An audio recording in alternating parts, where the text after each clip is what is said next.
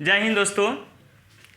ईश्वर का दिया कभी अल्प नहीं होता, जो टूट जाए वह विकल्प नहीं होता।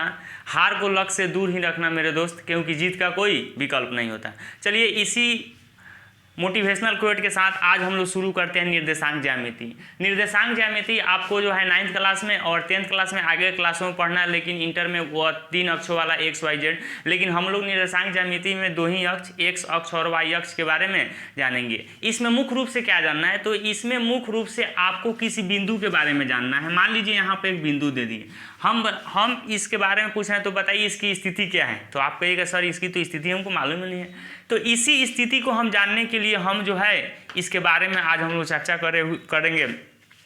आपके सामने एक कुछ परिभाषाएं दी हुई हैं, तो आप कहिएगा कि सर इसको याद करना होगा। लेकिन देखिए इसको याद करना होगा, लेकिन हम सबसे पहले जो है हम लोग इसको समझेंगे और समझ के याद करेंगे तो कभी नहीं भूलेंगे। तो चलिए हम सबसे पहले हम एक्स अक्ष और वाई अक्ष खींचते हैं। यह हमारा जो है प्राकृतिक स्केल है, ठीक है ना। इसका यूज कीजिएगा तो आपको बहुत बढ़िया होगा। चलिए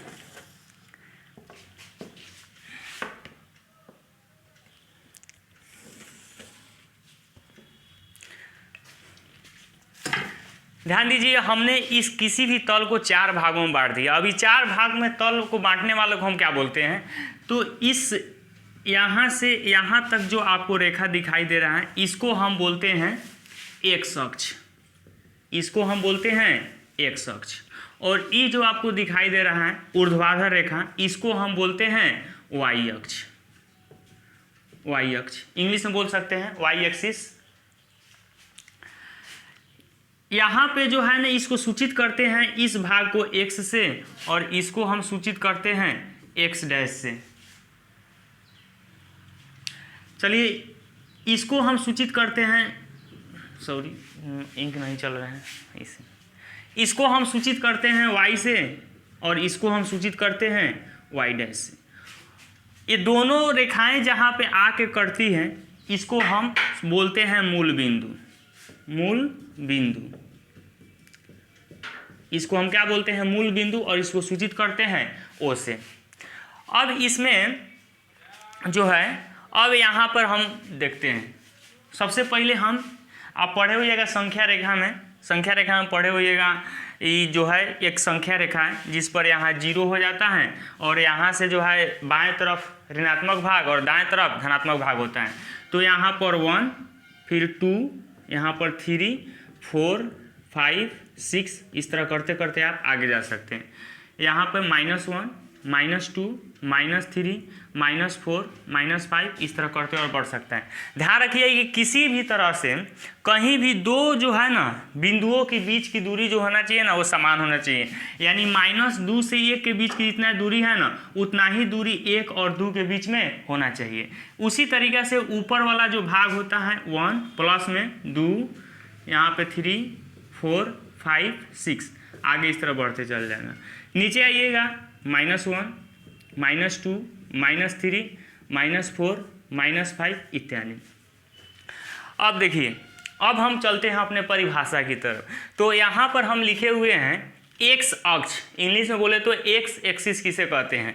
तो एक्स अक्ष क्या देख रहे हैं आप, देखिए एक्स और एक्स डैश, और एक कैसी रेखा है, तो क्षैतिज रेखा है।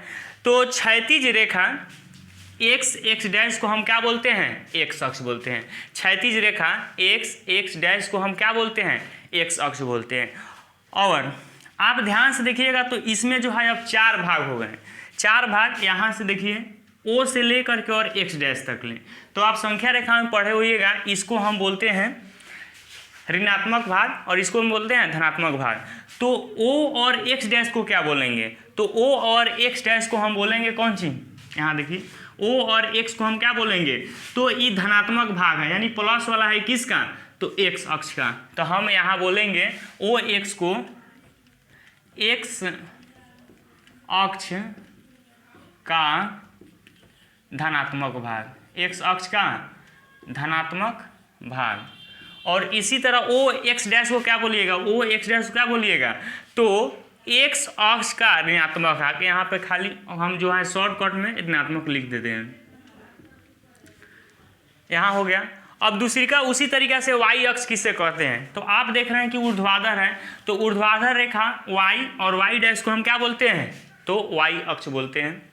मूल बिंदु, मूल बिंदु यहाँ पर देखिए मूल बिंदु कहाँ कटा है, तो देखिए वाई अक्ष और एक्स अक्ष, जहाँ पे ये दोनों कटे हैं ना उसी को हम क्या बोलते हैं, मूल बिंदु। तो आप इसको याद रखिएगा, इंग्लिश में बोलते हैं ओरिजिन। एक्स अक्ष और वाई अक्ष के कटान बिंदु को मूल बिंदु कहा जाता है। इसे ओ से सूचित किया जाता है, ओ से सूचित किया जाता है। इसका निर्देशांक जो है 0 0 होता है, तो हम इसके बाद में चर्चा करेंगे, पहले हम इसको देखते हैं। इतना समझ आ गया। अब देखिए इसमें क्वेश्चन किस तरीके से आता है। मान लीजिए हम बोले यह एक बिंदु है, यह एक, पहले भी हम आपको बताए हैं कि यह जो है एक बिंदु है, तो यह बिंदु कहाँ पे है, यह बिंदु कहाँ पे है, तो आप देखिए इसको एक्स अक्ष से ऊपर है, तो एक्स अक्ष के किसके सामने है, तो आप देखिएगा तो यहाँ पे 4 के सामने है। किसके सामने है, 4 के सामने है। इधर से आइएगा तो आप यहाँ पर किसके सामने है, 5 के सामने पर। तो यही इस बिंदु का क्या हो गया है, इस बिंदु का स्थान आपको बता दिया कि यह बिंदु जो है 4 5 है। किसके अथी पर है, 4 5। अभी 4 5 क्या होता है, तो यहाँ पे देखिए हम 4 को क्या देखे हैं, तो 4 को हम एक्स अक्ष से नापे हैं और 5 को कहाँ से नापे हैं, वाई अक्ष से नापे हैं। तो पहले वाला को हम एक्स अक्ष और दूसरे वाला को वाई अक्ष पर नापते हैं, तो हम इसको बोलते हैं एक्स निर्देशांक और दूसरी का क्या बोलते हैं, वाई निर्देशांक।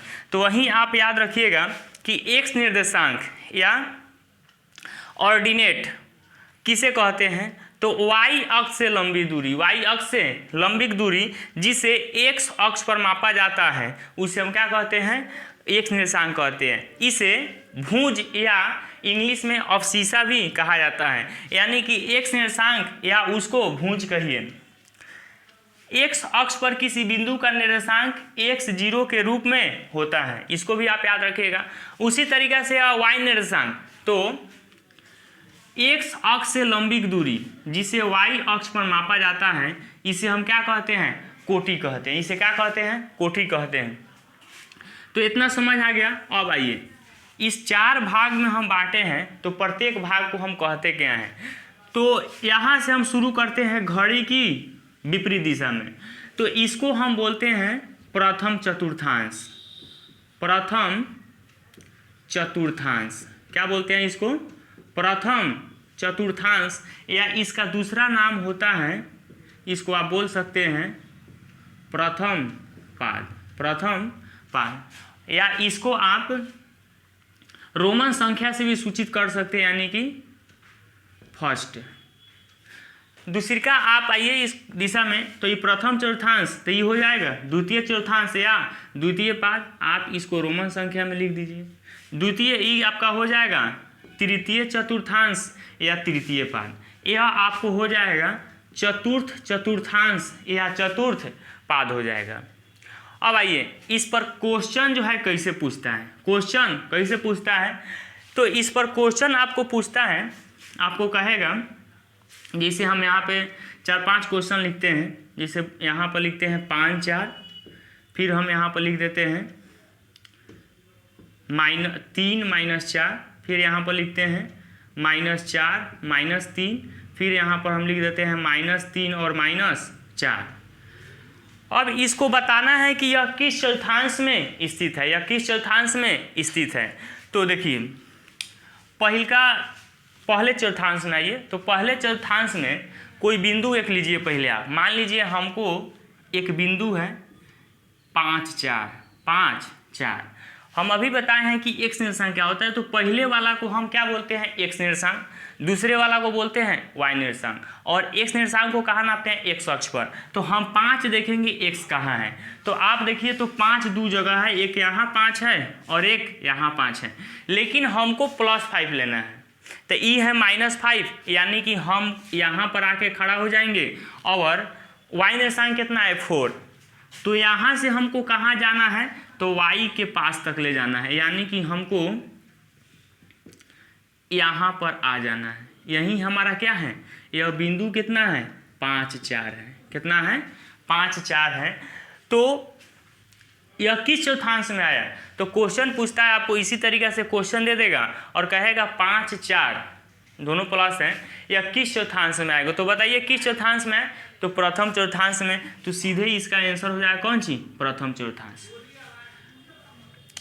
दूसरी का यह जो है आप देख रहे हैं कि इसमें x भी प्लस है और इसमें y भी प्लस है, तो इसका साइन जो होता है ना प्लस प्लस होता है। क्या होता है, प्लस प्लस होता है। लेकिन आपको साइन उतना याद नहीं रखना है, आप सीधा कहीं भी आप फंसे तो वहाँ पे चौथांश बनाकर उस बिंदु को देख लीजिए किस चौथांश में आ रहा है। अब आइए हम इस बिंदु को देख रहे हैं, कितना है 3 और -4, 3 और -4 यानी कि x निर्देशांक 3। तो 3 देखिए कहाँ पे है, तो x निर्देशांक 3 यहाँ पे है, y निर्देशांक माइनस, तो माइनस में नीचे ना है तो हम इसी के सामने से यहाँ पर आ जाएंगे। यही हमारा बिंदु कौन है, 3 और -4।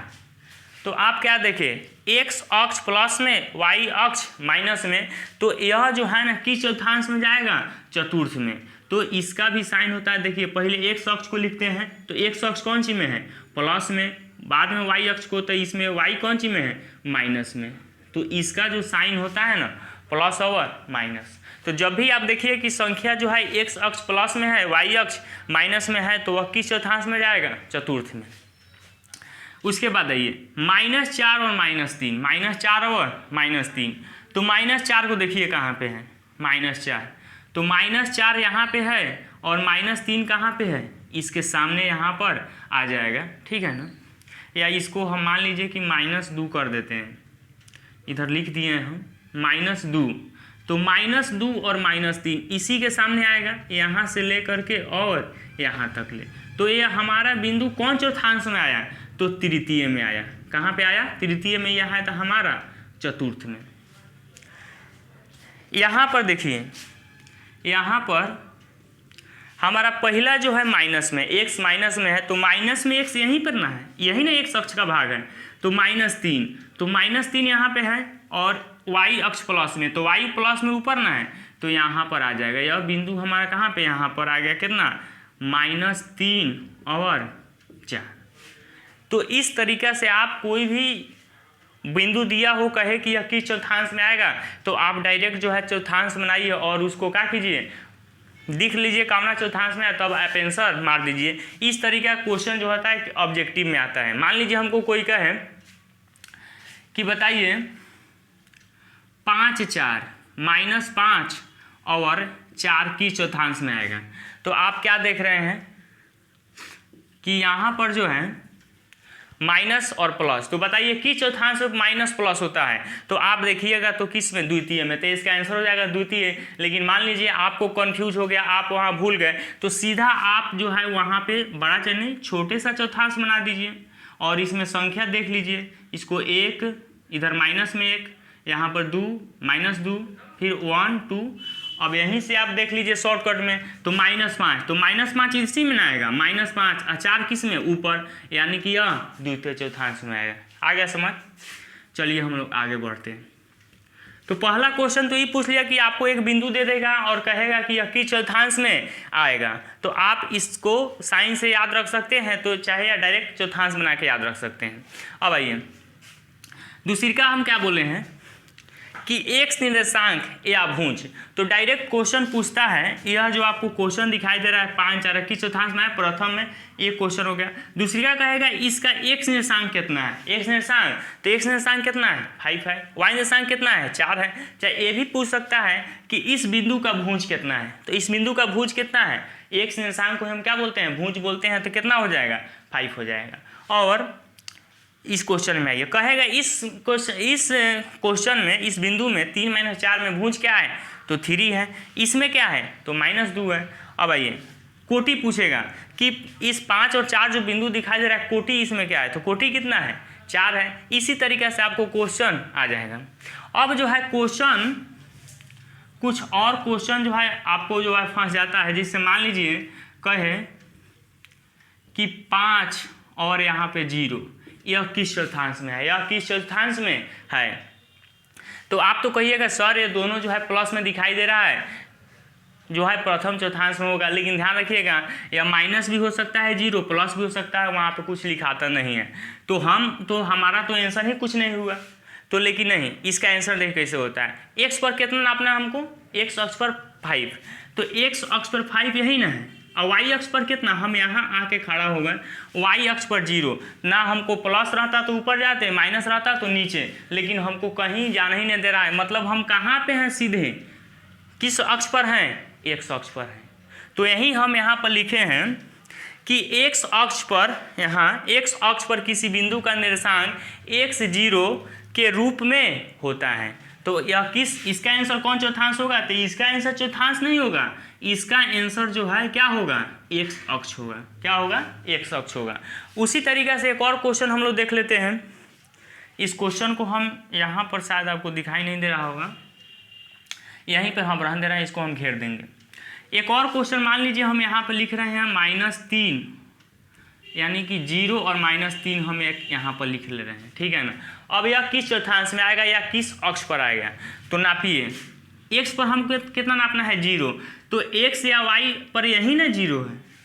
अब हमको वाई पर कितना नापना है, तो वाई पर -3, तो -3 नीचे ना है, यानी यहाँ पर यह बिंदु आ गया। तो बताइए यह बिंदु किस चतुर्थांश में गया, तो यह बिंदु जो है किसी चतुर्थांश में नहीं गया, यह बिंदु जो है किस अक्ष पर, वाई अक्ष पर आपको है, वाई अक्ष पर है। तो जब भी आप देखिए कि जिसमें एक्स,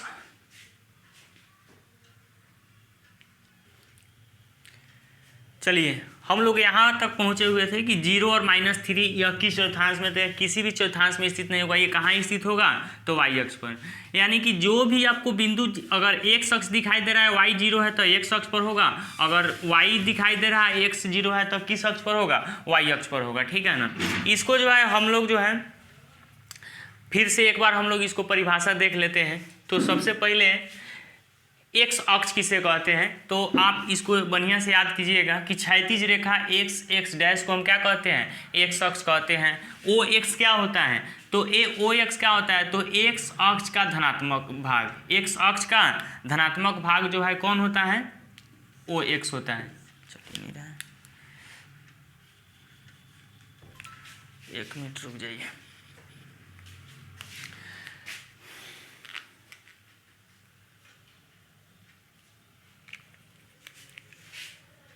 उसी तरीके से आप देखिए ओ एक्स डैश को क्या बोलते हैं, ओ एक्स डैश को तो एक्स अक्ष का ऋणात्मक भाग बोला जाता है। आगे आइए, वाई अक्ष किसे कहते हैं, तो ऊर्ध्वाधर रेखा वाई डैश को हम क्या कहते हैं, वाई अक्ष कहते हैं। मूल बिंदु किसे कहते हैं, बहुत भी आई है, इसको आप हमेशा भूलिएगा नहीं। तो एक्स अक्ष और वाई अक्ष के कटान बिंदु को मूल बिंदु कहा जाता है, और इसे किससे सूचित किया जाता है, ओ से। इसका निर्देशांक क्या होता है, तो 0 0। कई बार डायरेक्ट क्वेश्चन पूछता है कि मूल बिंदु का निर्देशांक कितना होता है, तो 0 0 होता है, इसको याद रखिएगा।